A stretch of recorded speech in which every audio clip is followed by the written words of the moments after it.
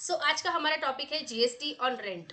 54th GST council अभी recently हुई है। उसमें जीएसटी जो रेंट पे लगता है, प्रॉपर्टी के रेंट आप लगाते हो अगर प्रॉपर्टी को, तो उसमें जो रेंट लगता है उस पर भी जीएसटी एप्लीकेबल हो जाता है। लेकिन बहुत सारी कंफ्यूजन है क्योंकि जीएसटी आने के बाद रेंट पे जो जीएसटी लगता है उसको लेकर बहुत सारे चेंजेस भी हुए हैं।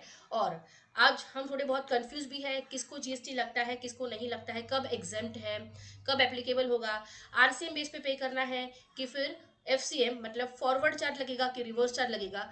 तो आज हम इस वीडियो में सारी चीजें जानेंगे। वीडियो को एंड तक जरूर देखें। अगर अच्छा लगता है, आपको यूजफुल लगता है तो उसे लाइक जरूर कीजिए, लोगों तक शेयर करें ताकि उनकी भी एक क्लैरिटी आ जाए कि जीएसटी पे कब रेंट पे कब जीएसटी लगता है और कब नहीं लगेगा, या आरसीएम पे लगेगा, एफसीएम पे लगेगा एंड सो ऑन। ठीक है, और अगर चैनल को सब्सक्राइब नहीं किया है तो जरूर कीजिए, इससे मुझे मोटिवेशन मिलता है। चलिए, जैसे कि मैंने बोला कि वैसे बहुत सारे चेंजेस आ चुके हैं जीएसटी में रेंट को लेकर। तो हम यहाँ पे समझते हैं कि अगर कोई आपके पास प्रॉपर्टी है तो उस प्रॉपर्टी पे दो टाइप के टैक्सेस लगते हैं, तो डायरेक्ट टैक्स भी हो जाता है और इनडायरेक्ट टैक्सेशन भी हो जाता है। अब प्रॉपर्टी में डायरेक्ट टैक्स को लेकर भी अभी बजट में बहुत सारे चेंजेस आए हुए हैं, जैसे कि उनका जो कैपिटल गेन है उनके रेट्स भी चेंज हो चुके हैं, और उनकी जो इंडेक्सेशन का बेनिफिट था वो भी रिमूव कर दिया गया है। राइट, तो प्रॉपर्टी में इनकम टैक्स पे कब कब लगता है, जब आप परचेज करते हो तब भी आपको टीडीएस की लायबिलिटी अराइज हो सकती है in case of income tax. ठीक है, ये डायरेक्ट टैक्स की बात कर रहे हैं। और इन केस ऑफ सेल, जब आप बेचते हो प्रॉपर्टी को तो उस पर कैपिटल गेन या लॉस कैलकुलेट करना पड़ता है। और अगर आपने उसको रेंट पे लगा के रखी है आपकी प्रॉपर्टी, तो उस पर रेंट इनकम होती है, उसको भी अगर आपको under the head income from house property show करना होता है, अगर वो ये आपकी हाउसिंग प्रॉपर्टी है तो। ठीक है, अगर कमर्शियल प्रॉपर्टी है तो आप उसको बिजनेस इनकम शो कर सकते हैं। ठीक है, इसको लेकर भी अभी तक क्लैरिफिकेशन आया था बजट में कि आपको कंपलसरी आपकी हाउसिंग रेंट की income income from house property he show करनी है। बहुत से लोग बिजनेस में शो कर देते थे।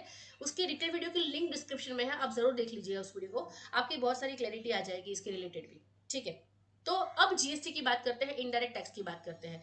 अगर आपने आपकी प्रॉपर्टी रेंट पे लगा के रखी है तो आप उस पे रेंट इनकम अर्न कर रहे हो, और इस इनकम पे रेंट पे आपको जीएसटी चार्ज होता है, जीएसटी अप्लाई होता है। ठीक है, क्योंकि गवर्नमेंट को उनका रेवेन्यू लॉस अफोर्डेबल नहीं है, वो हर तरह से देखती है, मेक श्योर करती है कि कहीं भी जो लोगों की इनकम होती है, किसी भी तरह से रेवेन्यू जनरेट होता है, तो वहां पे जीएसटी लगना चाहिए, चाहे वो आरसीएम बेस पे हो या एफसीएम बेस पे हो, लेकिन गवर्नमेंट को उस पर रेवेन्यू मिलना चाहिए। ठीक है, इसलिए गवर्नमेंट के पास जहां पे ये डिफिकल्ट हो जाता है कि वो सप्लायर से जीएसटी कलेक्ट करे, ऐसे केस में गवर्नमेंट फिर रेसिपिएंट को रिस्पॉन्सिबल बना देती है, आरसीएम बेस पे बोलती है कि जीएसटी कलेक्ट करो और हमें पे करो। ठीक है, तो यहाँ पे मैंने कुछ सीन्स आपके सामने रख दिए हैं इस टेबल फॉर्मेट में, जहाँ पे आप इजीली समझ पाओगे कि जो रेंट पे जीएसटी चार्ज होता है वो किस तरह से चार्ज होता है, किसको पे करना है, कब एग्जेम्प्ट है, और आरसीएम बेस पे लगेगा कि एफसीएम बेस पे लगेगा, वो सारी चीजें हम यहाँ पे आज समझने वाले हैं। सबसे पहले ऊपर टेबल में हमने लिखा है GST on renting of residential property. तो रेसिडेंशियल प्रॉपर्टी के केस में क्या होता है, सप्लायर मतलब समझो आपके पास कोई प्रॉपर्टी है, रेसिडेंशियल प्रॉपर्टी, वो आपने रेंट पे लगा के रखी है, तो आप चाहे रजिस्टर्ड पर्सन हो और सामने वाला मतलब जो रिसिपिएंट है वो रजिस्टर्ड हो कि अनरजिस्टर्ड हो, वो एग्जेम्प्ट है क्योंकि ये रेसिडेंशियल प्रॉपर्टी है। ठीक है, और वो अपने खुद के रहने के लिए यूज कर रहा है। अगर आप अनरजिस्टर्ड हो, सामने वाला मतलब जो रिसिपिएंट है वो रजिस्टर्ड है, तो वो अगर अपने खुद के रहने के लिए यूज करता हो उस प्रॉपर्टी को, तो वो इन केस में एग्जेम्प्ट हो जाएगा। लेकिन अगर आप रजिस्टर्ड नहीं हो, सामने वाला पर्सन जिसको आपने प्रॉपर्टी रेंट पे दी है रेसिडेंशियल प्रॉपर्टी, वो रजिस्टर्ड पर्सन है, कोई रजिस्टर्ड कंपनी है, और वो अपने सीईओ, एम्प्लॉइज, डायरेक्टर के रहने के लिए अगर वो यूज कर रहे हैं उस प्रॉपर्टी को, तो ऐसे केस में वहां पे कोई बिजनेस पर्पस आ रहा है। इसीलिए गवर्नमेंट ने पिछले साल में 18 जुलाई 2022 को इसका एक नोटिफिकेशन दिया था, और उसमें बोला गया था कि ऐसे केस में क्योंकि ये रिसिपिएंट रजिस्टर्ड है, सप्लायर रजिस्टर्ड नहीं है लेकिन रिसिपिएंट रजिस्टर्ड है, तो फिर रिसिपिएंट 18% पे जीएसटी भरेगा आरसीएम बेस पे। ठीक है, तो ऐसे केस में ये तो क्लेरिफिकेशन लास्ट ईयर में ही आ गया था।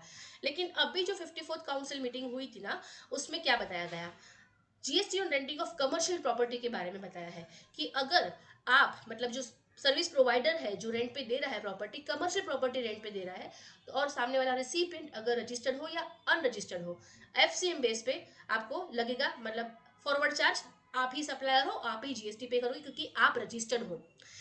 और अगर आप अनरजिस्टर्ड हो, सामने वाला पर्सन भी अनरजिस्टर्ड है, तो ऐसे केस में एग्जाम्प्ट हो जाता है, क्योंकि यहाँ पे किसके पास से कलेक्ट करेगी? Government, right? हाँ, है कमर्शियल प्रॉपर्टी, मानते हैं, बिजनेस पर्पज आ रहा है यहाँ पे, मानते हैं, लेकिन गवर्नमेंट कलेक्ट किससे करेगी? टैक्स, क्योंकि आप भी अनरजिस्टर्ड हो और रिसिपेंट भी अनरजिस्टर्ड है। लेकिन अगर आप अनरजिस्टर्ड हो और सामने वाला पर्सन रजिस्टर्ड है, ऐसे केस में यहाँ पे आरसीएम बेस पे रिसिपिएंट को जीएसटी पे करना पड़ेगा, ठीक है? यही एक नोटिफिकेशन अभी 54th काउंसिल मीटिंग में आया है, जो अभी तक एप्लीकेबल नहीं हुआ है। मोस्ट प्रोबेबली ये 1 अक्टूबर 2024 से एप्लीकेबल हो जाएगा। तो ये एक बहुत बड़ा चेंज है। आपको जो जीएसटी लगता है उसको लेकर अगर कंफ्यूजन है कि कब लगता है, आरसीएम में लगता है, एफसीएम में लगता है, तो ये सारी चीजें आपकी यहाँ से क्लियर मोस्टली हो गई होगी। अगर आपको कुछ क्वेरीज है तो मुझे आप कमेंट सेक्शन में पूछ सकते हैं, या फिर मेरा टेलीग्राम ग्रुप ज्वाइन कर लीजिए, वहां से हम सारी क्वेरीज डिस्कस करते रहते हैं। लिंक आपको डिस्क्रिप्शन में मिल जाएगी। अलॉन्ग विद दैट आपके लिए मैंने कुछ कोर्सेज लॉन्च किए थे, जहाँ पे एक फाइनलाइजेशन ऑफ अकाउंट्स का कोर्स था। अगर आपको बेसिक अकाउंटिंग पता है, लेकिन आपको कैसे उसको फाइनलाइज करना है, आपकी एडजस्टमेंट एंट्री क्या करनी है एट द ईयर एंड, कुछ एडजस्टमेंट ऐसी एंट्री ऐसी होती है जो आपको बिगिनिंग में फिर से उसको एडजस्ट करना होता है, फिर provision for tax, deferred tax specially companies के केस में, फिर कैसे पार्टनर्स के रेम्यूनरेशन को कैलकुलेट किया जाता है, कैसे उसकी एंट्री पास कर जाती है, ऐसे बहुत सारी वर्किंग के साथ में हम एंट्रीज भी सीखने वाले हैं, एडजस्टमेंट सीखने वाले हैं इस कोर्स में, जहाँ पे हम प्रोप्राइटरी पार्टनरशिप फॉर्म कंपनीज का फाइनलाइजेशन करेंगे with the help of income tax act, TDS, GST and companies act, ठीक है? साथ में बोनस आपको प्रोवाइड कर दिया जाएगा 1 मंथ का व्हाट्सअप सपोर्ट। आप मुझे आपकी क्वेरीज व्हाट्सअप पे पूछ सकते हैं, आपको विद इन 40 आवर्स उसका रिप्लाई भी मिल जाएगा। और भी बोनसेस है, आप स्क्रीन पे देख सकते हैं। और दूसरा एक वेबिनार मैंने अभी जस्ट रिसेंटली कंडक्ट किया था, ये वेबिनार चलते रहेंगे, लाइव वेबिनार होगा, जिसपे आप बिकम अ जीएसटी कंसल्टेंट, 3 घंटे का ये वेबिनार होगा। हमने बहुत सारे बेसिक कंसेप्ट से लेकर ऐसे कंसेप्ट कवर किए हैं वेबिनार में, और वेबिनार को इस तरह से डिजाइन किया हुआ है कि आप इजीली आपकी टैक्स कंसल्टेंसी फॉर्म स्टार्ट कर सकते हैं। यहाँ पे बोनसेस भी आपको मिल जाएगी, जैसे कि अगर आप अपनी खुद की फॉर्म चालू करना चाहते हैं, तो आपको क्लाइंट को कैसे अप्रोच करना है, कैसे उनको कन्वर्ट करना है, इन सब के बारे में बहुत सारी डिटेल में मैंने आपको एक्सप्लेन किया हुआ है एज अ बोनस। अगर आप इंटरव्यू के लिए प्रिपेयर कर रहे हैं, आपको जॉब करनी है, तो इंटरव्यू इजीली आप इस वेबिनार को अटेंड करने के बाद क्रैक कर सकते हैं।